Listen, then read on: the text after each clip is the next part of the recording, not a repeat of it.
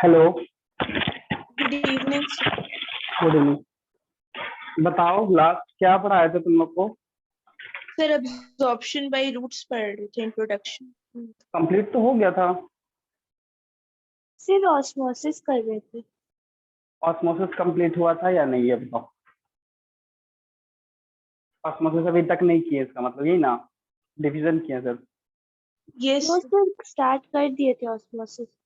अच्छा, ऑस्मोसिस कर दिए थे, चलो ठीक है, इसको फिर से हम रिपीट कर देते हैं, ठीक है।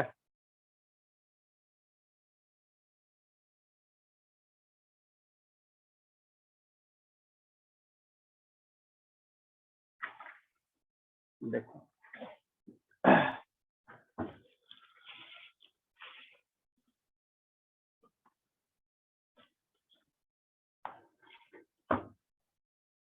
देखो यहाँ पे ध्यान देना, ठीक है। एब्जॉर्प्शन बाय रूट में हम लोग रूट का ये पढ़े थे, रूट का स्ट्रक्चर वगैरह बताओ। रूट का स्ट्रक्चर तो पढ़े होंगे, रूट मेन रूट होता है, कौन रूट हेयर होता है। Yes, sir. उसके बाद में हाँ डिफ्यूजन हम लोग कंप्लीट किए। अब ऑस्मोसिस देखो, हम लोग यहाँ समझेंगे ऑस्मोसिस क्या है, समझ जाना अच्छे से, ठीक है। इससे बहुत ज्यादा क्वेश्चन पूछेगा क्योंकि इसका एक्सपेरिमेंट बहुत है तुम्हारे बुक में, ठीक है।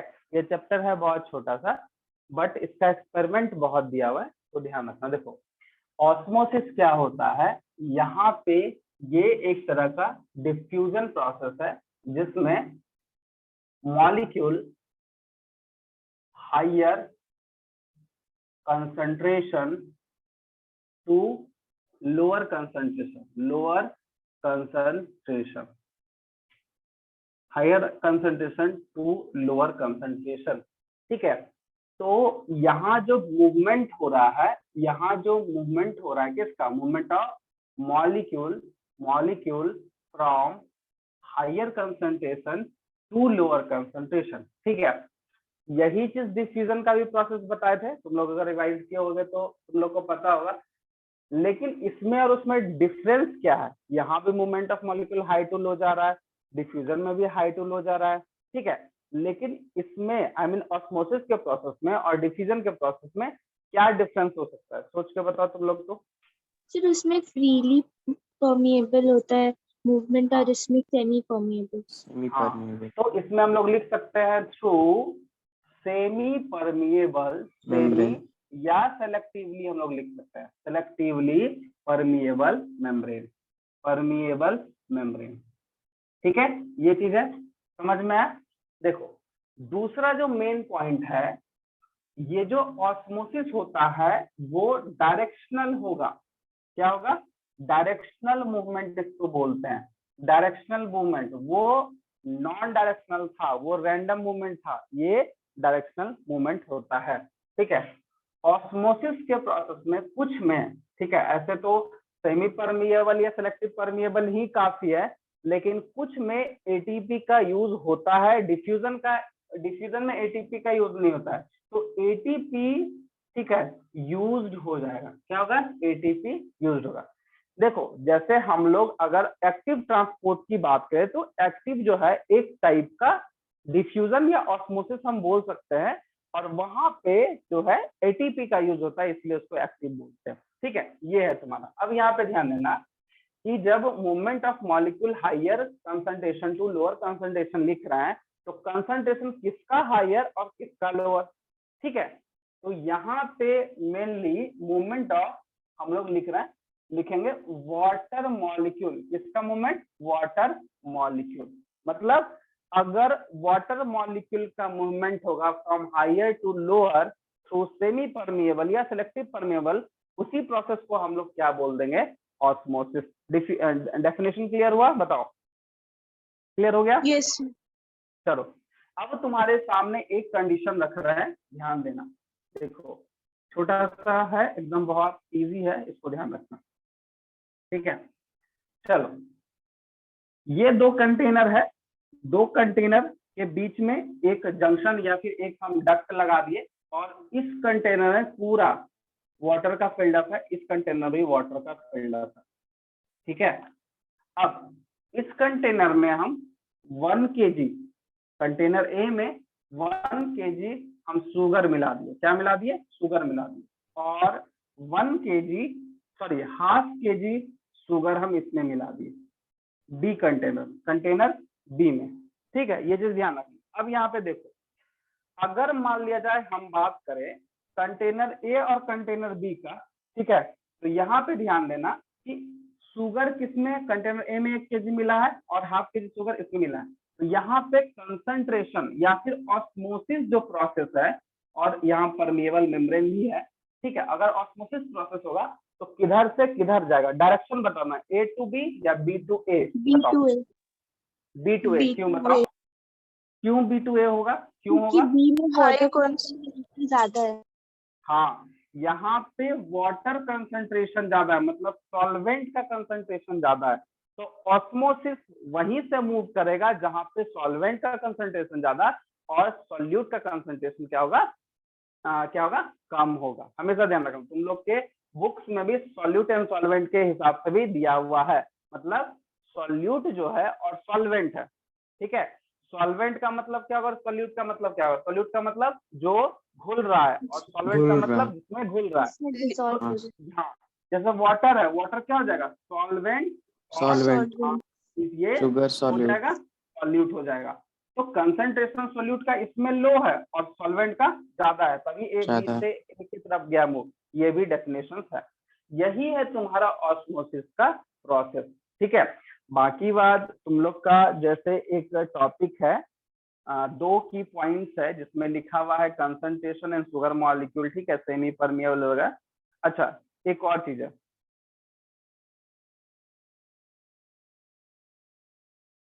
हाँ, यहाँ पे एक प्रोसेस है, how long can osmosis continue, ठीक है।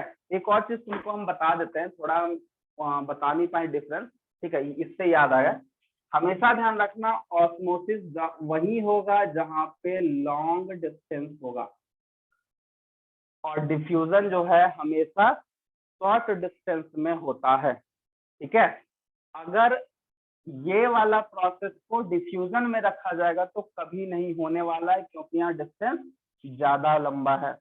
अगर डिस्टेंस कम होगा, ऑलमोस्ट ना के बराबर अगर 2 सेल्स के बीच में डिस्टेंस होगा, तभी डिफ्यूजन हो सकता है। वहां पे तुम एक पॉइंट ऐड कर लेना, ठीक है, कि डिफ्यूजन जो होता है वो शॉर्ट डिस्टेंस में पॉसिबल है और ये लॉन्ग डिस्टेंस में पॉसिबल होता है, ठीक है। अब उसी तरह मैकेनिज्म काम करेगा। यहाँ पे हम लोग शुगर सॉल्यूशन ले लिए, लेकिन मेन क्या है, एब्जॉर्प्शन का जो मेन मैकेनिज्म है, जो रूट के थ्रू एब्जॉर्प्शन हो रहा है, वो वाटर का होता है। और वाटर में क्या प्रेजेंट है, मिनरल्स प्रेजेंट। क्या प्रेजेंट है, मिनरल्स। तो मिनरल्स का साइज डिफर करता है, छोटा बड़ा वगैरह जो भी है डिफर करता है, ये चीज ध्यान रखना, छोटा बड़ा सब डिफर करता है। तो यहाँ पे तुम ध्यान दोगे कि जो साइज है वो भी डिपेंड कर जाता है। बाकी बात, अगर साइज बड़ा और छोटा मिले और सेमी परमेबल मेम्ब्रेन ही वहां पे मिल रहा है, तो छोटा साइड तो तुरंत चला जाएगा, लेकिन बड़ा साइड को जाने में दिक्कत है। उस केस में हम लोग एक्टिव ट्रांसपोर्ट का यूज करते हैं, और सॉरी, एक्टिव ट्रांसपोर्ट होता है, और या नहीं तो वहां पे फैसिलिटी प्रोवाइड करना पड़ेगा कि हाँ, क्योंकि सेल मेम्ब्रेन में ही ये होता है ना, सेल मेम्ब्रेन का ही प्रॉपर्टी, तो सेल मेम्ब्रेन प्रोटीन होता है, तो कुछ प्रोटीन जो है एंजाइम बना के उस मॉलिक्यूल को लेके जाता है, जिसको फैसिलिटेटेड डिफ्यूजन भी बोला जाता है।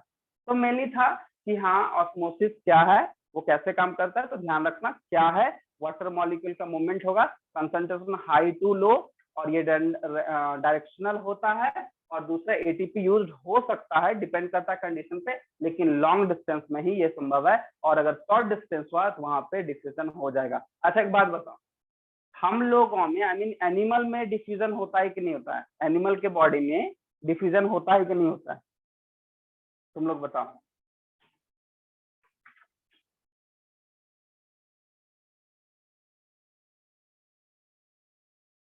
बताओ।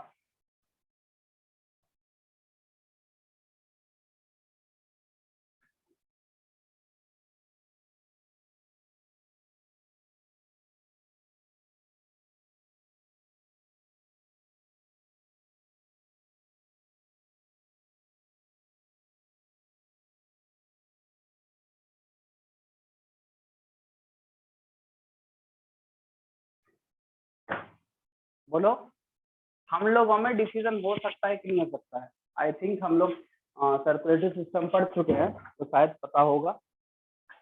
चलो, तुम लोग को हिंट भी दे दिया।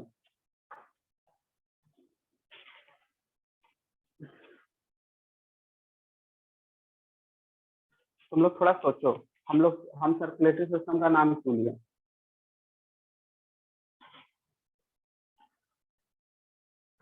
कहाँ पे हो सकता है,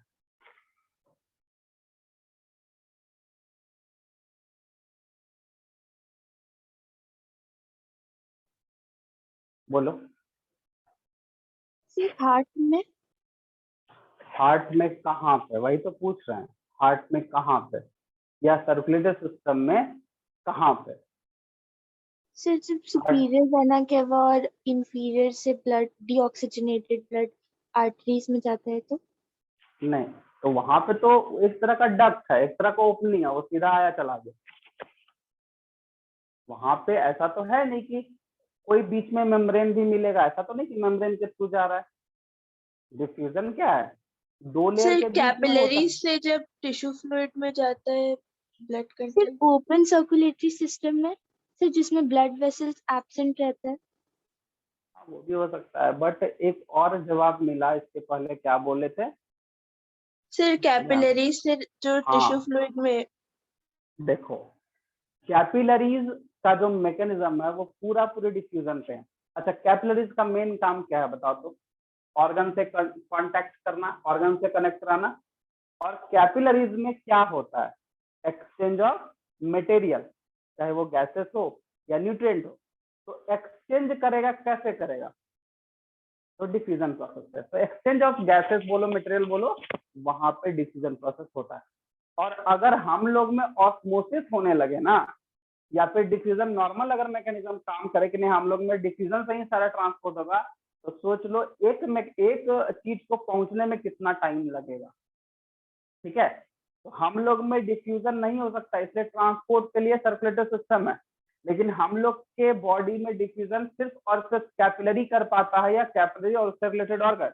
जैसे लंग्स से एल्वियोलाई है, लंग्स के अंदर एल्वियोलाई है, और एल्वियोलाई के अंदर में क्या भरा जाता है? गैस भरा जाता है, क्या एयर आ जाता है। उस एयर में क्या है? ऑक्सीजन है। तो ऑक्सीजन कैपिलरीज में जाएगा और कैपिलरी से CO2 एल्वियोलाई में जाएगा। तो ये एक्सचेंजिंग का मैकेनिज्म के प्रोसेस को क्या बोलते हैं? एक तरह का वो डिफ्यूजन ही है। वहां पे कंसंट्रेशन हाई लो ही जाता है। जब हम लोग सांस लेते हैं, एयर अंदर करते हैं, एयर को इनहेल करेंगे, उस टाइम पे एयर में इतना ज्यादा ऑक्सीजन होता है कि एल्वियोलाई में कंसंट्रेशन ज्यादा, लेकिन कैपिलरीज में कम। क्यों? क्योंकि कैपिलरीज जो है डीऑक्सीजनेटेड ब्लड लेके जाता है, तो डीऑक्सीजनेटेड ब्लड लेके जाने का मतलब CO2 कंसंट्रेशन ज्यादा। तो हम अभी जस्ट बोले कि कंसंट्रेशन हाई टू लो जाएगा, तो यहाँ समझना थोड़ा सा दिमाग लगाना, ये एल्वियोलाई है, ये कैपिलरीज है। यहाँ पे O2 ज्यादा, यहाँ पे CO2 ज्यादा, O2 इधर आ जाता है, CO2 इधर चल जाता है। होता है कि नहीं होता है? बोलो। यस। समझ में आ रहा है? तो यही है तुम्हारा डिफ्यूजन का प्रोसेस। या फिर कैपिलरीज वैसे वैसे ऑर्गन से कनेक्ट करा जिसको exchange then I mean oxygen देना, CO2 लेना है। ठीक है, रेस्पिरेटरी गैसेस में सॉरी रेस्पिरेटरी सिस्टम जब हम लोग पढ़ेंगे, उस टाइम पे भी हम लोग का ये वाला पार्ट है कि कंसंट्रेशन हाई टू लो, वहां पे प्रेशर के हिसाब से बताएगा कि प्रेशर इसका ज्यादा इसका कम। लेकिन होगा भाई, क्लियर हुआ? बताओ, कोई दिक्कत? ठीक है, चलो इसको नोट कर लो। आई थिंक तुमको डिफ्यूजन ऑस्मोसिस में अब क्लियर हो गया होगा, ठीक है, कि क्या है नहीं है। ठीक है, चलो। और अपने बुक्स को पढ़ो, उसका एक्सपेरिमेंट को पढ़ो। यही एक्सपेरिमेंट का कॉन्सेप्ट जो है ये थियोरिटिकल हो जाता है, ये सब लिखा हुआ है। अगर कोई एक्सपेरिमेंट में डाउट हो तो जरूर हमको पूछना नेक्स्ट क्लास में। ठीक है, आज से हम खत्म कर देंगे। ठीक है, चलो नोट करो इसको पहले।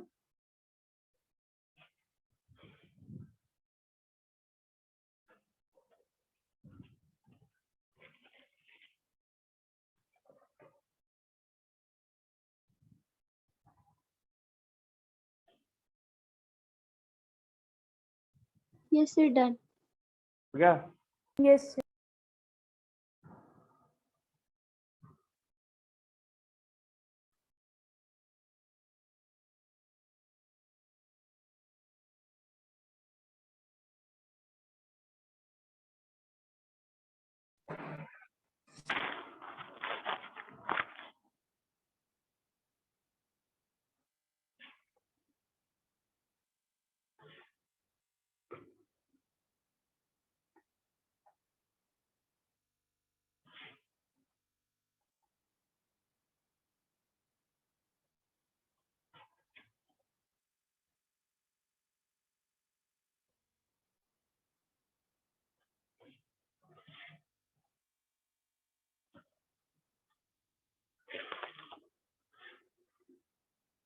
चलो ये हो गया। अब देखो यहाँ पे नेक्स्ट जो हम लोग का मैकेनिज्म है वो ऑस्मोटिक प्रेशर है।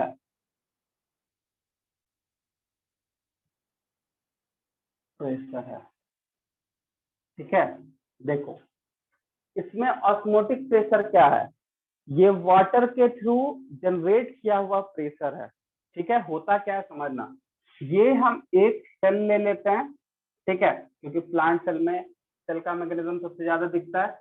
इसमें हम पूरा वाटर का फिल्डअप कर दिए।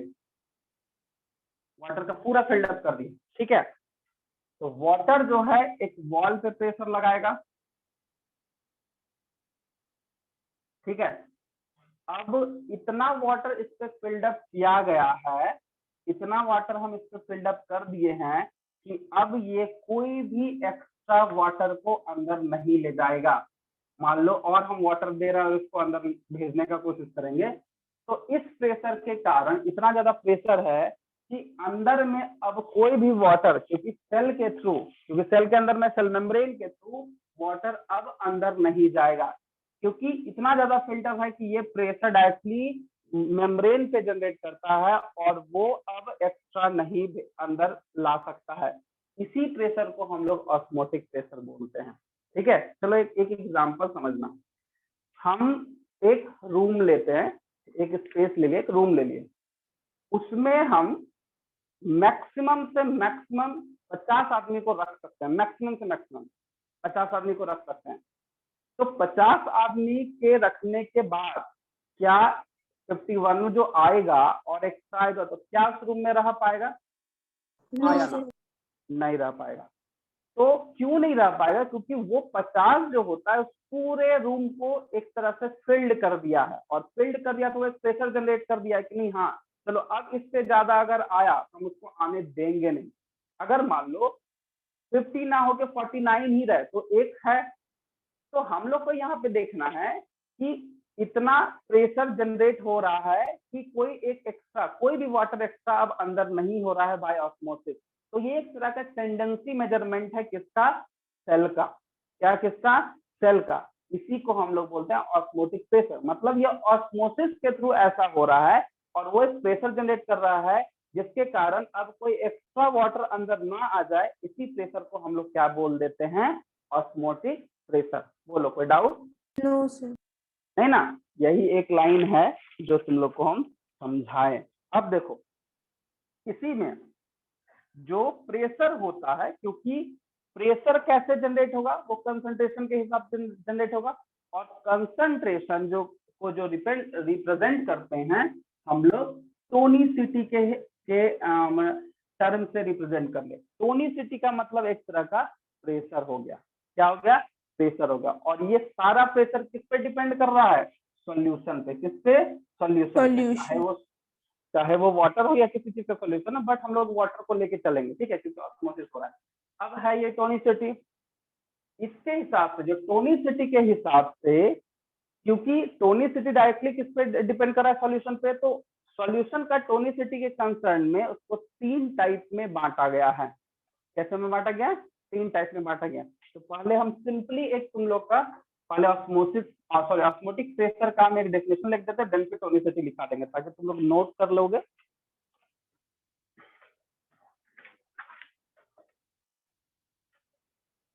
लिखोगे osmotic pressure of a solution is measure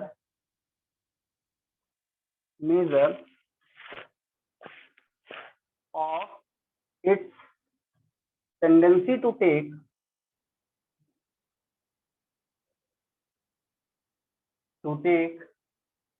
in water by osmosis, water bye osmosis. ठीक है, क्लियर है? अब हम लोग का होगा टोनिसिटी। तो टोनिसिटी समझ गए? ठीक है, इसको बोलते हैं रिलेटिवली कंसंट्रेशन ऑफ सॉल्यूशन। मतलब सॉल्यूशन का कंसंट्रेशन के हिसाब से ऐसा होता है, ठीक है। इसीलिए अब हम तुमको इसका कुछ कंडीशन बताते हैं। सबसे पहले हाइपरटोनिक सॉल्यूशन, हाइपोटोनिक सॉल्यूशन, और तीसरा हो जाता है आइसोटोनिक सॉल्यूशन। ठीक है, ये चीज है। अब हाइपर में हम क्या बोल रहे हैं? तो हाइपर का मतलब क्या होगा अब तुम समझना, ठीक है, खुद ब खुद आंसर करोगे, समझ में आएगा। ये एक कंटेनर है, इसमें हम सॉल्यूशन डाल दिए, ठीक है, और इसके अंदर में जो सेल है ये भी सेल में साइटोप्लाज्म वगैरह होगा। तो अगर हम इस कंटेनर का सॉल्यूशन और ये सेल का अगर बात कर रहे हैं, तो इस सॉल्यूशन का अगर कंसंट्रेशन हाई होगा, क्या होगा, हाई होगा, और इसका लो होगा, तो मूवमेंट किधर से किधर होगा बताओ, सॉल्यूशन से किसके तरफ, सेल में। सेल की तरफ। तो इस कंडीशन में सेल क्या करेगा, क्या रिजल्ट करेगा, श्रिंक या स्वेल करेगा बताओ, स्वेल करे। स्वेल करेगा। तो इसी को हम लोग बोलते हैं हाइपरटोनिक सॉल्यूशन। एक सिस्टम के अकॉर्डिंग यहाँ पे बताया जा रहा है, ठीक है, समझ में आ रहा है, कोई दिक्कत, कोई doubt? No sir, no problem. ठीक है, अब देखो, अब हम लोग इसी चीज को कंडीशन कम कर देते हैं। ये एक हमारा कंटेनर हो गया, इसमें हमारा सॉल्यूशन है, और यहाँ पे एक सेल को रख दिया गया है, उसमें भी साइटोप्लाज्म का कंसंट्रेशन है, ठीक है। अब सॉल्यूशन का कंसंट्रेशन जो है और सेल का कंसंट्रेशन, तो सेल का कंसंट्रेशन को हम कर देते हैं हाई, क्या करेंगे, हाई, और सॉल्यूशन का कर देते हैं लो। तो मूवमेंट जो है सेल टू सॉल्यूशन। हाँ, सेल टू सॉल्यूशन, तो इसमें रिजल्ट क्या होगा, श्रिंक करेगा, श्रिंक करेगा, कर जाएगा श्रिंक। चलो, अब ये तो कंसंट्रेशन पे हो गया। तो हमको एक बात बताओ, अगर ये सॉल्यूशन टू सेल जा रहा है तो ये प्रोसेस क्या होगा, इंडोऑस्मोसिस या एक्सोस्मोसिस? इंडो। यहीं पे तुम लोग को सारा कॉन्सेप्ट दे देते हैं ताकि तुम लोग को कोई डाउट ना रहे। तो ये इंडोऑस्मोसिस प्रोसेस कर रहा है, और ये क्या करेगा, एक्सोस्मोसिस। क्या करेगा, एक्सोस्मोसिस करेगा, ठीक है, एक्सोस्मोसिस। अब यहाँ पे तीसरा कंडीशन हम बनाने जा रहे हैं। तीसरा कंडीशन में क्या किया है कि कंटेनर जो है, ठीक है, उसमें जो भी सॉल्यूशन है और सेल का जो सॉल्यूशन है, सेल का जो सॉल्यूशन है वो दोनों का सेम है। तो यहाँ पे सॉल्यूशन का कंसंट्रेशन और यहाँ पे सेल का कंसंट्रेशन, तो इस दोनों के कंडीशन में ये भी सेम है और ये भी सेम है। तो यहाँ पे क्या ऑस्मोसिस होगा, no sir, no osmosis process, ठीक है। तो ध्यान रखना, जब किसी भी सिस्टम में ऑस्मोसिस होता है तो जब तक वो बैलेंस नहीं होगा तब तक वहां का मैकेनिज्म होते रहेगा, चाहे वो हाइपर हो या हाइपो हो। जैसा ही बैलेंस हुआ ऑस्मोसिस का मैकेनिज्म स्टॉप कर जाएगा। तो जब बैलेंस हो गया मतलब कंसंट्रेशन सेम है दोनों जगह, तो यहाँ पे टर्म पे ध्यान देना, आइसो का मतलब होता है सेम, हाइपो का मतलब होता है कम, और हाइपर का मतलब होता है ज्यादा, ठीक है। इस हिसाब से सिस्टम को समझ गए और इसका रिजल्ट भी देख लिया। बोलो, कोई डाउट है किसी को? No sir, no. ठीक है, चलो ये क्लियर हो गया होगा आई थिंक। अब हमको लगता है याद ही रहेगा तुम लोग को, ठीक है।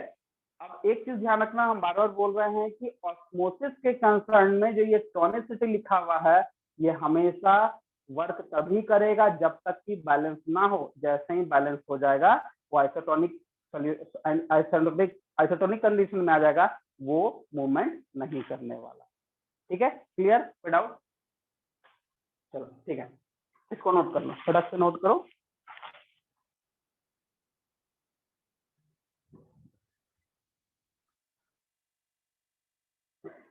जैसे एक किशमिश वाला था, तुम लोग कभी ये वाला एक्सपेरिमेंट होगा तो करने को मिलेगा, ठीक है, और घर पे भी कर सकते हो, ठीक है। पानी लो, किशमिश को पानी में डाल दो, सवेरे उठ के देखोगे किशमिश स्वेल कर जाता है, तो उसका मैकेनिज्म हाइपरटोनिक पे चला जाएगा, ठीक है।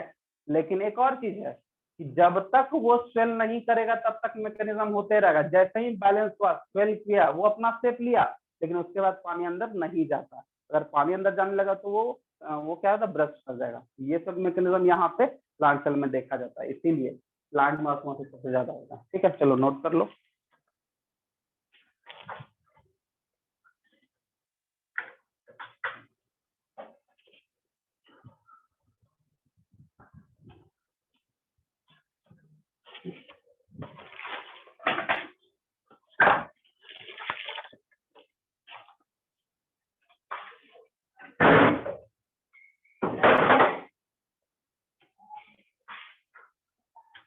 सर हाँ हाँ, एक सेकंड, वो आ रहा है।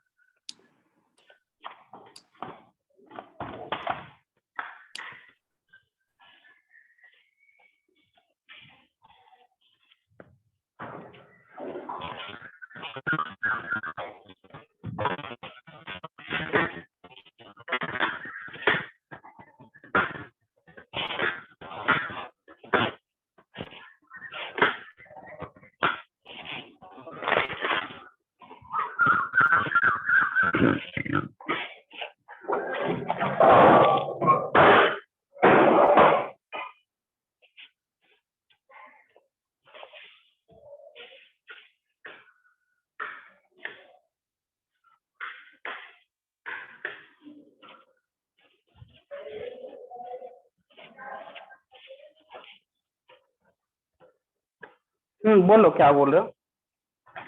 सर हाइपरटोनिक में सर एक्सो होगा कि इंडो होगा? हाइपरटोनिक में एंडो होगा, इस कंडीशन में, इस कंडीशन को ध्यान देना। Okay sir. एक्चुअली देखो बता देते हैं, कंफ्यूज मत होना, इसलिए क्योंकि हम इस कंडीशन में बार बार इसलिए बोल रहे हैं क्योंकि अगर सेल के कंसंट्रेशन ज्यादा कर दिया ना तो यहाँ पे एक्सोस्मोसिस हो जाएगा। तो एक बार बुक्स को फॉलो कर लेना, तो ठीक है बुक्स ना। में फॉलो किए थे तो एग्जॉस्ट उसमें दिखा रहा था। हाँ तो ठीक है, तो सेल का जो है, ठीक है, ये चीज होगा, समझे। Okay sir. हाँ, हम सिस्टम का ले लिए, वहां पे सेल का लिया हुआ, तुम देख लेना, थोड़ा सा ये उल्टा हो गया, ठीक है, अभी हमको ध्यान आ रहा है, ठीक है।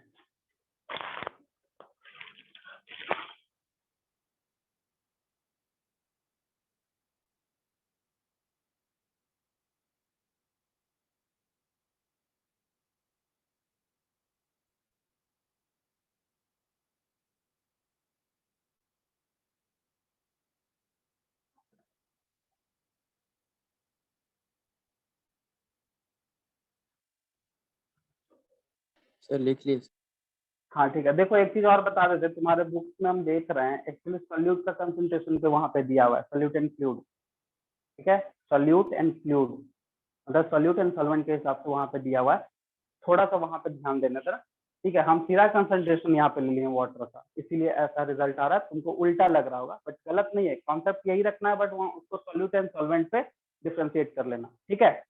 क्योंकि बाहर में क्या है, सॉल्यूट ज्यादा है, अंदर में सॉल्यूट कम है, तो ये मूव तो करेगा अंदर, इसलिए वो एंडोस्कोपिक लिख रहा है। क्लियर हुआ, बोलो अभी भी कोई डाउट। नहीं सर कोई डाउट नहीं। ठीक है, सबको क्लियर, सर ठीक है। कंडीशन के हिसाब से ना सर। हाँ, कंडीशंस के हिसाब से हम यहाँ सिर्फ और सिर्फ वाटर के केस में लिए हैं, वही ना हाँ बोला सर। यहाँ पे एक्चुअली सॉल्यूट का, सॉल्यूशन का कॉन्सेंट्रेशन, जो बाहर में सॉल्यूट का कंसंट्रेशन ज्यादा है और अंदर में कम है, तो इंडोस्मोसिस ही होगा ना, सॉल्वेंट जो है वो उसी से, तो सॉल्यूट सॉल्वेंट के हिसाब से दिया है, सॉल्वेंट वहां नाम लिख के फ्लूइड लिखा है, मतलब वाटर लिख रहा है वो, ठीक है, ठीक है ऐसा समझना, ठीक है। क्लियर है, बोलो कोई दिक्कत है। नो सर नहीं दिक्कत नहीं। हाँ, थोड़ा एग्जाम्पल थोड़ा सा हम सिंपल ले लिए ताकि तुम लोग को दिक्कत ना हो, सॉल्यूट सॉल्वेंट में डिफरेंशिएट थोड़ा कर लेना, नहीं तो फिर हाँ ही दिक्कत सर नहीं तो है। इस सिस्टम में दोनों हो रहा है, एक्सो भी हो रहा है, एंडो भी हो रहा है। किसमें, इसमें यस सर। नहीं होगा ना, नहीं नहीं, देखो इस केस में हम कंसंट्रेशन ऑफ वाटर को कंसिडर किए हैं और सिस्टम को कंसिडर किए हैं। हम सिस्टम में दिखाए हैं बाहर में लो है वाटर और अंदर में ज्यादा है, तो मूवमेंट बाहर की तरफ जाएगा, तो इसको एक्सो लिखेंगे, ठीक है। मैकेनिज्म सेम है, कभी भी सेल के कुछ भी बाहर जाएगा मेम्ब्रेन के थ्रू तो एक्सो, और अंदर आएगा तो इंडो, कंडीशन अलग कर सकते हो, ठीक है। जैसे हाइपो में लिखा है इंडो और उसमें देखो लिखा है सॉल्यूट, तो सॉल्यूट बाहर जाता है, अंदर कम है, तो वही चीज है, ठीक है। यानी तो ये कर सकता है सॉल्यूट बाहर में कम है और सॉल्वेंट ज्यादा है, तो लिक्विड के हिसाब से तो सर लिक्विड, लिखेंगे सोल्यूट के रेफरेंस में कि सोल्यूशन के रेफरेंस में? सॉल्यूट सॉल्यूट सॉल्यूट सॉल्यूट के रेफरेंस में लिखो, बुक्स में वही दिया, हम वही बुक देखे अभी, सॉल्यूट के हिसाब से दिया हुआ है, ठीक है। एक बार बुक अच्छे से पढ़ना, अगर उसमें फिर दिक्कत होता है तो नेक्स्ट क्लास पक्का हम बुक का ही बता देंगे, हम तुम लोग को समझाने के लिए सिर्फ हम वाटर कंसंट्रेशन ले लिए, ठीक है। ओके हाँ ठीक है, थोड़ा उसको ध्यान से पढ़ना, क्योंकि उसमें गलत होगा तो फिर थोड़ा कॉन्सेप्ट अलग हो जाएगा, तुमको लगेगा हम गलत पढ़ा दिए, बुक में कुछ और है, ठीक है ना। हम इसलिए तुम लोग को क्लियर कर दिए कि कंडीशन ऑन सिस्टम पे डिपेंड करता है। क्योंकि कभी भी, क्योंकि ये प्लांट के केस में होगा ना, तो कभी भी वाटर से थोड़े वाटर, कभी भी वाटर अकेले नहीं रहेगा, वाटर में मिनरल्स रहेगा, तो मिनरल्स है तो सॉल्यूट है, तो दिखेगा ही हम लोग को। ठीक है, चलो अब हम लोग का नेक्स्ट है, अब देखो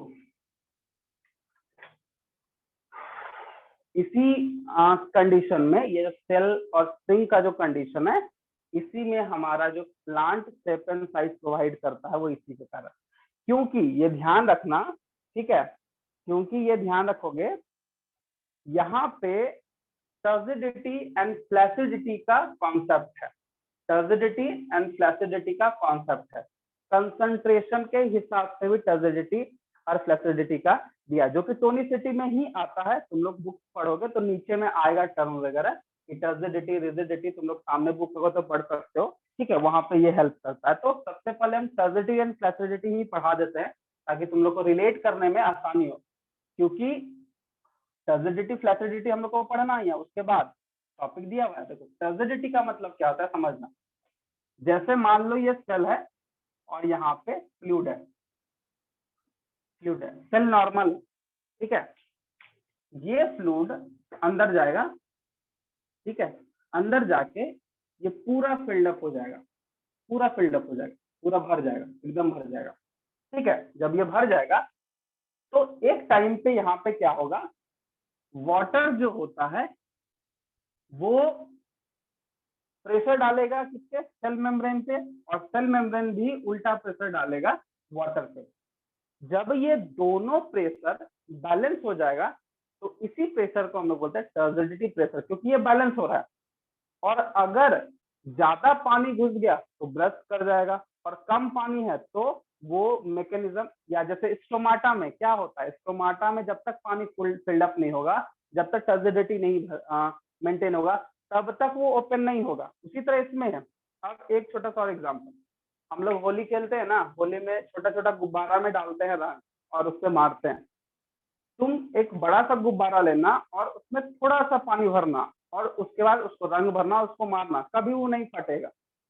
हम लोग उतना ही उसमें पानी डालते हैं या रंग डालते हैं, तब तक डालते रहते हैं जब तक वो जो गुब्बारा है थोड़ा हार्ड ना हो जाए। तो हार्ड जो हुआ वो टर्जिडिटी के कारण हुआ। अगर अब ज्यादा पानी डाले तो वो ब्रस्ट कर सकता है, लेकिन जैसे ही उसमें कोई भी शॉक चीज या मैकेनिकल इंजरी टाइप से कुछ अगर लगता है, प्रेशर लगता है, तो फट जाएगा। तो जब तक टाइट नहीं हो रहा तब तक हम लोग पानी भरते जा रहे हैं। कलर भरे, कलर वाला पानी जो भी भर रहे हैं, जैसे ही भरे देखे कि नहीं हल्का थोड़ा सा उसको प्रेस करके देखेंगे तो वो टाइट हो गया, मतलब वो तस्दीद हो गया। अब अगर भरेंगे तो फट जाएगा। और ये होता भी है, हम लोग बैलून वगैरह फुलाते हैं तो देखना थोड़ा ना थोड़ा हवा छोड़ दिया जाता है। पूरा अगर हम पाइप से अगर हम भर देंगे तो हो सकता है वो फट जाए, और फट भी जाता है।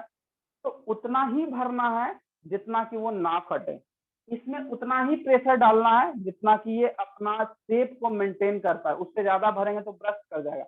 इसी को बोलते हैं टर्जिडिटी। यहाँ पे बैलेंसिंग चल रहा है। सपोज दैट मान लो ये रूम है, इस रूम में पूरा हम पानी भरते रहे, एक टाइम तक इतना ज्यादा पानी भर दिए कि दूसरा पानी अंदर नहीं आएगा, और अगर ज्यादा पानी भरे तो ये दीवार, ये जो वॉल है, ये ब्रेक कर जाएगा। तो एक प्रेशर फिल्डअप होने के कारण प्रेशर वॉल पे लग रहा है, वॉल भी तो प्रेशर डाल रहा है। दोनों प्रेशर जब स्टैटिक हो जाएगा, बैलेंस हो जाएगा, तो उसी प्रेशर को हम लोग क्या बोलेंगे, टर्जिडिटी। और टर्गर प्रेशर के कारण जो होता है, दो मैकेनिज्म होता है जो तुम लोग बहुत फैमिलियर हो, सुने भी हो। एक opening and closing of stomata, और एक प्लांट के केस में होता है, जो एग्जाम्पल है टच मी नॉट प्लांट, छुई मुई प्लांट। ठीक है, उसका बॉटनिकल हमको नाम याद नहीं आ रहा है, but touch me not plant में क्या होता है, टर्गर प्रेशर मेंटेन होता है। देखो क्या होता है समझना, ये एक प्लांट है, लीफ है टच मी नॉट प्लांट का, और इस तरह से लीफ होता है, एक लीफ है। इसके अंदर में इस तरह से डिस्ट्रीब्यूशन है, जिसको हम लोग वेनलेट बोलते हैं। हम लोग में वेन होता है, इसमें वेनलेट बोलते हैं। अब ये जो वेनलेट है, इसमें सब में क्या प्रेजेंट है, पानी पूरा प्रेशर से भरा हुआ है, जिसको हम लोग टर्गर प्रेशर बोलते हैं। क्योंकि ये भी प्रेशर डालेगा और वो भी प्रेशर, दोनों मिलके ये जो वेन को है, या वेन में एक प्रेशर जनरेट करेगा, जिसको टर्जिडिटी बोलते हैं। ठीक है, क्योंकि वेन का भी वॉल है और वेन में भी डालेंगे। ठीक है, दोनों पानी जैसे ही डालेंगे तो पानी जो है, वाटर जो है, प्रेशर वेन के वॉल पे डालेगा, वेन भी वहां से, वेन का वॉल जो वेनलेट का वॉल है, वो भी प्रेशर डालेगा पानी का, दोनों बैलेंस हो गया। जैसे ही बैलेंस हो गया, ये अभी क्या है, नॉर्मल अपने स्टेट में है। क्यों? Due to turgor pressure. किसके कारण? वाटर के कारण। अगर मान लो हम इस लीफ को छू देते हैं तो सारा जो टर्गर प्रेशर है वो बैलेंस हो गया, मतलब वाटर वहां से रिलीज होगा और नीचे वाला पार्ट को बोलते हैं पल्विनस। ठीक है, नीचे वाला पार्ट बोलते हैं पल्विनस में आके सारा जितना भी प्रेशर है, सारा भी वाटर है, वो नीचे चला जाएगा और वो सिकुड़ जाएगा। इसको बोलते हैं टच मी नॉट, मतलब वो मुरझा गया। कुछ देर के बाद फिर पानी यहाँ पे वाटर अपने अपने वेलनेट में जाएगा और फिर प्रेशर जनरेट करेगा और इसको टर्जिट करेगा, देन फिर ये इरेक्ट हो जाएगा और ये प्रेशर टर्गर मेंटेन कर रहा है, इसी को हम लोग बोलते हैं टर्जिडिटी या टर्गर प्रेशर। समझ में? यही है तुम्हारा टर्जिडिटी। समझ में आया? बोलो कोई doubt? No sir, no doubt. चलो अब एक और है तुम्हारा फ्लैसिडिटी। इसी में फ्लैसिडिटी का दूसरा मीनिंग होता है प्लाज्मोलाइसिस। क्या होता है? प्लाज्मोलाइसिस।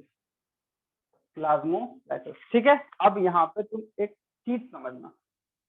ठीक है, ये प्लांट का सेल वॉल है और ये प्लांट का सेल मेम्ब्रेन है, अंदर में ही रहेगा और अंदर में साइटोप्लाज्म वैक्यूल वगैरह जो है होना होगा।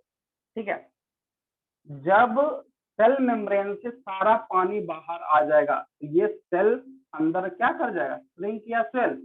Shrink. क्या करेगा? श्रिंक करेगा। सेल वॉल अपने पोजीशन में है लेकिन अंदर का जो पार्ट है वो धीरे श्रिंक कर गया, इसी को हम लोग बोलते हैं प्लाज्मोलाइसिस या फिर फ्लैसीड। क्या बोलेंगे? फ्लैसीड। प्लाज्मो का मतलब प्रोटोप्लाज्म एंड लाइसिस का मतलब हो जाता है ब्रेक होना, बट यहाँ ब्रेक नहीं होगा, लॉस कर जाएगा। यही है फ्लैसिडिटी। ठीक है, जिसको प्लाज्मोलाइसिस बोलते हैं। तुम लोग जस्ट एक पेज ऑस्मोटिक प्रेशर के बाद का पेज को पलटाओगे, ठीक है, टर्न करो, देखो वहां पे तुमको दिखेगा टर्जिडिटी एंड फ्लैसिडिटी जिसमें प्लाज्मोलाइसिस लिखा हुआ है। देखो, देख सकते हो। ओपनिंग एंड क्लोजिंग स्टोमाटा भी इसी तरह से होता है।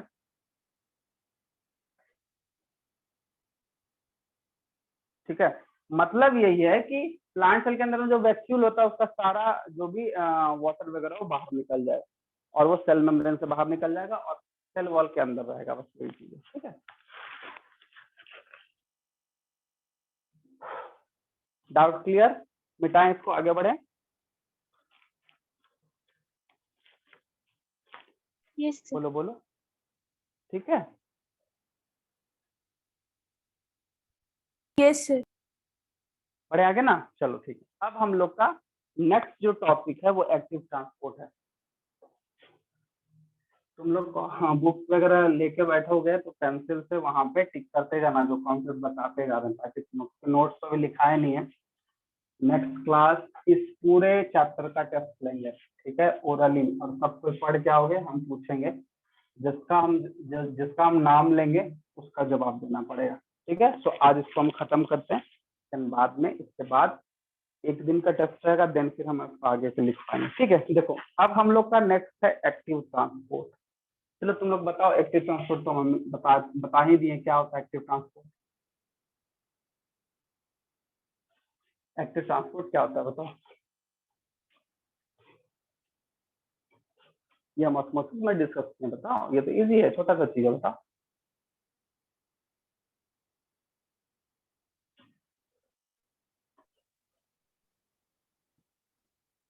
बोलो। So moving of minerals from lower concentration to higher concentration by using energy from the cell. चलो देखो, ऐसे याद करो, कोई भी मूवमेंट ऑफ मॉलिक्यूल में अगर एटीपी का यूज होता है मतलब वो एक्टिव ट्रांसपोर्ट है।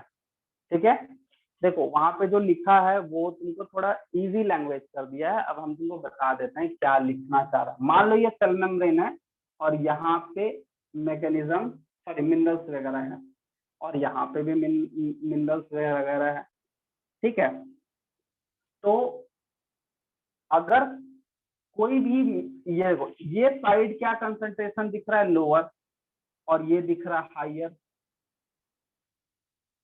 पार्ट बी में और पार्ट ए में जो मिनरल्स है उसका कंटेंट कम है in comparison to part B, लेकिन पार्ट बी को इस मिनरल्स का जरूरत पड़ेगा, इसको तो जाना तो पड़ेगा। तो ये जाएगा कैसे? क्योंकि कंसंट्रेशन यहाँ पे अगेंस्ट है। ठीक है, कंसंट्रेशन हाई टू लो तो चला जाता, लेकिन यहाँ पे क्या है, लो टू हाई, तो इसको भेजना है तो एटीपी यहाँ पे यूज कर लेंगे। जैसे ये एटीपी यूज करेगा इसी को हम लोग बोलते हैं एक्टिव ट्रांसपोर्ट। चलो एक और छोटा सा एग्जांपल जो हम लोग अपने घर में हमेशा करते हैं, ठीक है, स्टेयर पे चढ़ते हैं ना, बताओ छत वगैरह पे या फिर किसी का फर्स्ट फ्लोर पे घर है तो चढ़ते हैं ना, ठीक है, तो चढ़ने में कैसा फील होता है बताओ? थकावट। थकावट होता है ना, क्यों होता है? क्योंकि वहां पे एनर्जी का यूज हो रहा है। थोड़ा ना बहुत लगता है ना कि थोड़ा दम लगाना पड़ रहा है हमको चढ़ना, लेकिन उतरने के टाइम पे हमारा बॉडी एकदम रिलैक्स होकर नीचे आ जाता है, आता है कि नहीं? ठीक है, Yes. तो देखिए Yes, sir. लोअर से ऊपर जा रहा है तो वहां पे क्या खर्च हो रहा है बताओ? Energy. एनर्जी। एनर्जी। तो उस केस में भी क्या खर्च होगा? एनर्जी खर्च होगा। इसी को हम Energy. लोग क्या बोलेंगे? ATP, sorry ATP। एक्टिव, हाँ इसी को क्या बोलेंगे? Active transport. और जब उतरना होगा, हाई टू लो, ऊपर से नीचे आना है, हो जाएगा, कोई दिक्कत थोड़े है। समझ में आया? बोलो, क्लियर है हाँ sir. Yes, concept? sir. Understood. चलो ठीक है, अब आ जाएगा। अब हम लोग का ऑलमोस्ट खत्म हो गया, टर्बिडिटी, फ्लैसिडिटी, प्लाज्मोलाइसिस वगैरह, ठीक है। अब सर हमको पैसिव दो तीन चीज, ट्रांसपोर्ट। पैसिव ट्रांसपोर्ट मतलब जिसमें एनर्जी का खर्च नहीं होता ओके सर। है ट्रांसपोर्ट, हाँ तो वही है, डिफ्यूजन समझ लो पैसिव ट्रांसपोर्ट है और कुछ, ठीक है। अब हम लोग का नेक्स्ट है uses of turbidity to plant. तो पहला जो हम बता दिए क्या यूजेस में, देखो दो तीन पॉइंट लिखा है। पहला है turbidity provide rigidity to soft tissue such as leaf. देखो लीफ को थोड़ा हार्डनेस प्रोवाइड करना टर्बिडिटी का काम, ये सब पढ़ लोगे तो हो जाएगा। Turgor pressure help to push through the hard ground, ठीक है। जब स्टेम रीजन ऊपर की तरफ बढ़ता है तो सॉइल से ऊपर आना चाहता है, सॉइल हार्ड है उसके ऊपर जाना है, तो वहां पे turbidity. Turgor in the root cell build up root pressure, सही बात है, रूट प्रेशर भी पढ़ाना बाकी है, ठीक है। Turgor pressure opening and closing करता है, ये भी जानते हैं। Turgor movement, touch me not plant के बारे में बताया, वही चीज है। अब हम लोग का आता है रूट प्रेशर। देखो हमेशा ध्यान रखना, एक छोटा सा चीज समझना, ठीक है। देखो रूट जो है वो प्लांट का मेन पार्ट है, और रूट जो पार्ट है उसमें डिफरेंट डिफरेंट टाइप का सेल है, ठीक है।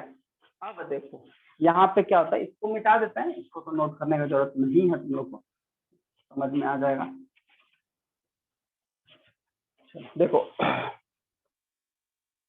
अब यहाँ पे ध्यान देंगे, ठीक है। सबसे फर्स्ट में अगर हम बात करते हैं ये रूट प्रेशर का, ठीक है। रूट प्रेशर क्या है? सबसे पहले ये रूट समझना, ये रूट है और इसके अंदर में बहुत सारा सेल है, फिगर में भी तुम देख सकते हो सेल है। अच्छा, सेल टू सेल अगर मूवमेंट हो रहा है, सेल टू सेल मूवमेंट हो रहा है, तो क्या बिना प्रेशर के मूवमेंट हो जाएगा? बताओ, No, sir. क्या नहीं बिना सर। प्रेशर के मूवमेंट हो जाएगा? होगा नहीं कि नहीं सर। होगा? नहीं होगा। तो सेल टू सेल के कारण जो रूट में प्रेशर जनरेट होता है उसी को बोलते हैं रूट प्रेशर। बोलो, Okay. डाउट समझ में आ गया? No sir.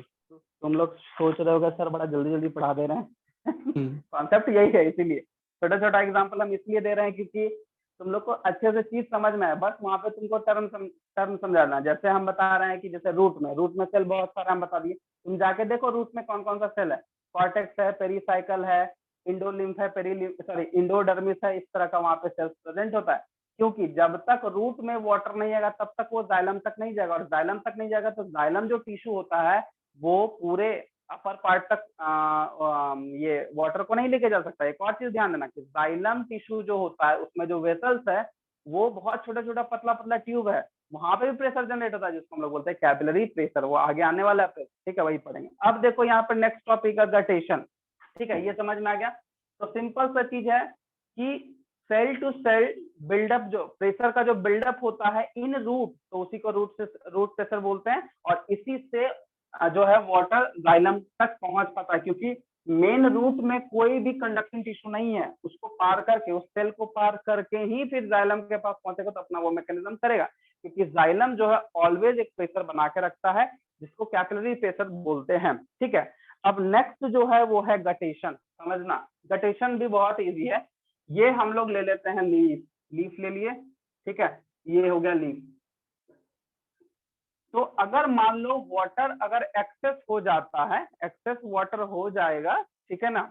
तो एक्सेस वाटर अगर हो जाता है तो एक चीज बताओ कि वाटर का अगर एक्सेस हो गया तो क्या वो रिमूव होगा प्लांट से, होगा, लेकिन इसका प्रोसेस क्या होगा? हम लोग अभी तक क्या जान रहे हैं? ट्रांसपिरेशन।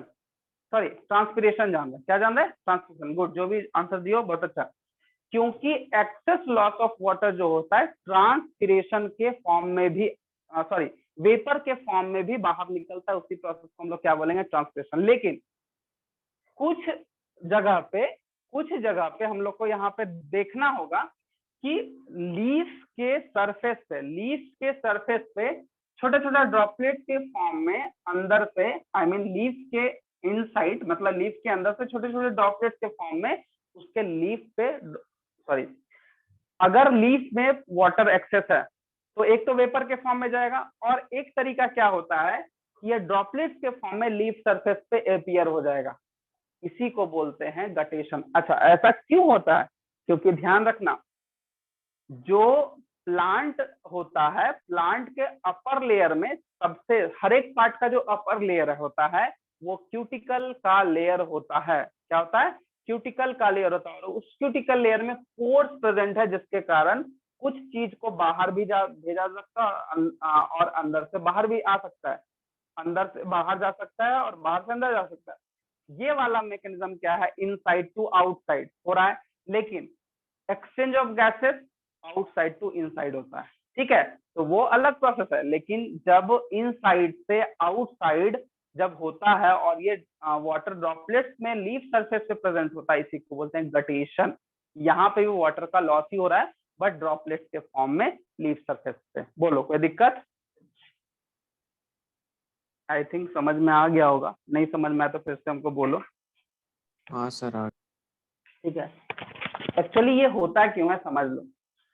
क्योंकि अगर रूट का जो प्रेशर है वो अगर बहुत ज्यादा बढ़ जाएगा तो पानी जल्दी जल्दी अंदर आएगा, और उस कंडीशन में एक्सेस वाटर है और धूप नहीं है, तो धूप नहीं है तो वेपराइज होगा नहीं, तो निकलेगा कैसे? उस कंडीशन में ये प्रोसेस काम करता है। अब हाँ, गटेशन काम करता है। क्लियर हो गया? बोलो, कोई दिक्कत? No sir. नहीं ना? चलो No, ठीक है। अब हम लोग आगे बढ़ते हैं। उसका प्रेशर है, ठीक है, एक सेकंड।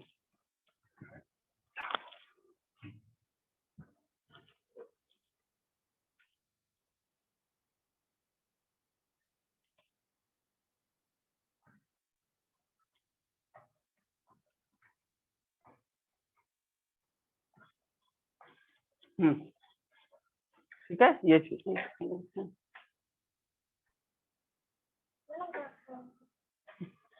ठीक है। अब हम लोग का नेक्स्ट जो टॉपिक है वो है हमारा root, sorry,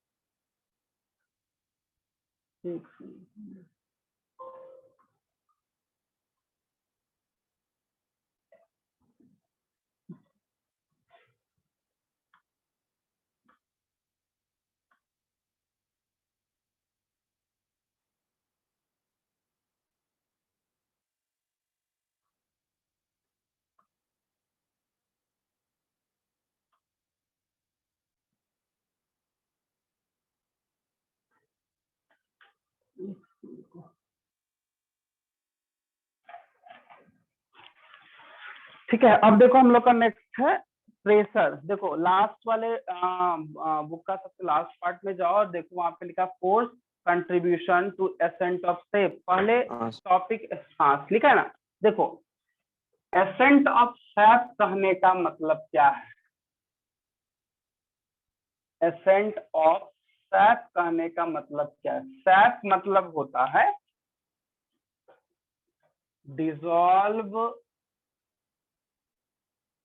form of mineral in a solution. मान लो हम वाटर लेते हैं या कोई सॉल्यूशन लेते हैं, उसमें सारा मिनरल्स अगर डिसॉल्व फॉर्म में, उसी को बोलते हैं सैप। इसीलिए प्लांट में जो वैक्यूल होता है उसको सैप वैक्यूल बोलते हैं, क्योंकि उसमें जो भी चीजें सब मैक्सिमम एसेंशियल चीज है, वाटर है, मिनरल्स वगैरह। एसेंट का मतलब होता है अपहिल। क्या होता है? अपहिल मतलब नीचे से ऊपर लेके जाते हैं। जैसे हम लोग मोटर चलाते हैं तो कैसे ऊपर से नीचे चला जाता है, उसी प्रोसेस को समझ लो एसेंट ऑफ सैप है प्लांट के केस में, क्योंकि प्लांट के केस में ये हम बात कर रहे हैं। ठीक है, अब नेक्स्ट हम लोग देखते हैं क्या है। ठीक है, नेक्स्ट हम लोग का जो सबसे पहला प्रेशर है रूट प्रेशर, ये तुम लोग समझ गए हो। कैपिलरी प्रेशर क्या है समझो। ठीक है, जाइलम का एक पार्ट है जिसको हम लोग बोलते हैं वेसल्स, तुम लोग को 9th में पढ़े हो और हम पढ़ाए भी हैं। ये वेसल्स एक छोटा सा कैपिलरी ट्यूब है या फिर एक छोटा सा ट्यूब है, नैरो ट्यूब है, जो प्लांट के हर एक पार्ट में प्रेजेंट होता है। वो कैपिलरी के तरह वर्क करता है क्योंकि वो फाइन नेटवर्क है। उसमें जब वाटर प्रेशर से ऊपर जाएगा तो, क्योंकि जाएगा कैसे, जैसे मान लो इसमें पानी भरते गया पानी, तो प्रेशर तो नीचे से ही दे रहा है ना, नीचे से देने के कारण जो है इसमें कैपिलरी में प्रेशर जनरेट होगा, उसी को हम लोग बोलते हैं कैपिलरी प्रेशर। सिंपल है, इसमें ज्यादा कुछ है नहीं। ठीक है, प्रेशर हम बाहर से ही मिल रहा है और उसमें जनरेट हो जा रहा है प्रेशर, तो इसको बोलते हैं कैपिलरी प्रेशर। सेकेंड है तुम्हारा ट्रांसपिरेशन पुल। समझो इस चीज को, ट्रांसपिरेशन क्या है। एक लीफ है, इसमें बहुत सारा वाटर है, चलो एक रीजन बनाते हैं। चलो ये इस रीजन में, ये रीजन में वाटर जो है बहुत सारा है और इस रीजन में भी वाटर है। तो लीफ का अपर पार्ट से क्या हुआ, वाटर वेपराइज होके बाहर निकल गया, मतलब ट्रांसपिरेशन हुआ। क्या हुआ, ट्रांसपिरेशन। क्या हुआ, ट्रांसपिरेशन। अब ध्यान देना, ट्रांसपिरेशन हुआ बट लीफ का एक पार्ट में वाटर का कंसंट्रेशन हाई है और दूसरे पार्ट में लो कंसंट्रेशन लो है। क्यों, ड्यू टू ट्रांसपिरेशन। समझ में आ रहा है। अब यहाँ पे मूवमेंट किधर से किधर होगा, यहाँ से मूवमेंट हाई टू लो तुरंत हो जाएगा। तो ट्रांसपिरेशन के कारण यहाँ पे एक प्रेशर जनरेट हुआ, नहीं तो प्रेशर जनरेट होता नहीं, क्योंकि अगर ट्रांसपिरेशन नहीं होता तो वहां प्रेशर ही नहीं बनता, लो कंसंट्रेशन ही नहीं होता। तो ट्रांसपिरेशन के कारण लो यहाँ पे कंसंट्रेशन और ये प्रेशर जनरेट हुआ, जिसके कारण ये मूव कर पाया और कंसंट्रेशन हायर टू लोअर हमेशा जाता है। तो pressure generate due to transpiration process, this process is known as transpiration pull theory या ट्रांसपिरेशन पुल प्रेशर बोलते हैं। समझ में आया, कोई डाउट बोलो। No, sir, no doubt. है ना। चलो एक और चीज है, अगर वाटर जा रहा है, एक लास्ट है एडेशन। एडेशन का मतलब होता है चिपकना।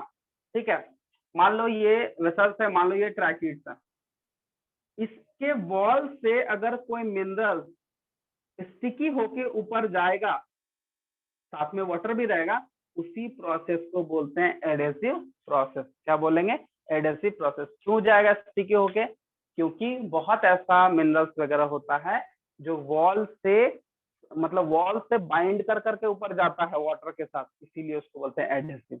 यही है तुम्हारा प्रेशर। क्लियर हो गया, डाउट बताओ। सर एक बार एसेंट ऑफ सैप फिर से एक्सप्लेन कर दीजिए। देखो, एसेंट का मतलब होगा अप हिल, मतलब नीचे से ऊपर जाना है, तो ये एसेंट हो गया, up hill transport of SAP. SAP मतलब एक ऐसा लिक्विड होता है जो एसेंशियल मिनरल्स डिसॉल्व स्टेट में होता है। यहाँ पे क्या है, हम लोग सैप यहाँ पे किसको लेते हैं, वाटर विथ एसेंशियल मिनरल्स, उसी को हम लोग सैप ले रहे हैं। ठीक है, क्योंकि यहाँ पे मिनरल्स डिसॉल्व स्टेट में तो नहीं रहेगा, बट ये आयंस के फॉर्म में रहेगा, लेकिन है तो एक एसेंशियल लिक्विड ही हम प्लांट के लिए, इसीलिए एसेंट ऑफ सैप। बोलो कोई डाउट। No sir. चलो ठीक है, ये टॉपिक क्लियर हो गया। तुम लोग का होमवर्क ये रहा, सारा एक्सरसाइज, जितने भी क्वेश्चंस है, जितने भी एक्सपेरिमेंट है, सब कोई पढ़ के आओगे। क्लास स्टार्ट होने के पहले डाउट पूछेगा, और अगर डाउट नहीं पूछो तो फिर हम क्वेश्चन पूछेंगे, और मे भी हो सकता है पूरा क्लास नेक्स्ट जो है डाउट में, मतलब क्वेश्चन आंसर में ही जाएगा। डिस्कशन करना बहुत जरूरी है, क्योंकि अगर तुम एक्सपेरिमेंट सही से नहीं पढ़ोगे तो जवाब नहीं मिल पाएगा हमको। ठीक है, सो एक्सपेरिमेंट पढ़ने के लिए तुम लोग सारा एक्सपेरिमेंट को पढ़ोगे। इसमें एक्सपेरिमेंट ही है, मैकेनिज्म क्या हुआ, पिछले क्लास में 10 मिनट का लेक्चर था और आज 1 घंटे का लेक्चर है, खत्म हो गया। ठीक है, तो समझाना जितना था अच्छे से समझाएंगे। आई थिंक जो टॉपिक नहीं समझ में आएगा उसको भी, लेकिन हाँ क्वेश्चन और आंसर का डिस्कशन जो सेशन होगा उसके पहले ही, ऐसा नहीं कि स्टार्ट किए तो सर ये पूछना था सर वो नहीं, हमको पहले ही चाहिए कि सर ये टॉपिक में प्रॉब्लम है, उसके बाद डिस्कस करके बाद ही हम लोग स्टार्ट करेंगे। ठीक है, लेकिन पूछेंगे जरूर। ठीक है, क्लियर। हाँ बोलो बोलो। सर एम्बिविशन बचा हुआ था। अच्छा एम्बिविशन में बस, हाँ एम्बिविशन में बस ध्यान दे रहा, एम्बिविशन जो होता है वो हार्ड पार्ट में अगर एब्जॉर्ब करे। एक एग्जांपल है, लकड़ी है, उस पे पानी डाल दो, लकड़ी पानी को सोख लेगा, सोखेगा? Yes. This is imbibition. Actually में सीड के साथ यही होता है। जब हम सीड को प्लांट में शो करते हैं, मतलब लगाते हैं, ठीक है, सॉरी सॉइल में अगर शो कर दिया, मतलब सॉइल में डाल दिए, हम लोग पानी डालते हैं ऊपर से, वो पानी सीड जो होता है सोखता है। जब तक वो अपने अंदर नहीं लेगा तब तक वहां पे जर्मिनेशन प्रोसेस स्टार्ट नहीं होगा, और जर्मिनेशन प्रोसेस स्टार्ट नहीं होगा तो प्लांट जो है डेवलप नहीं करेगा।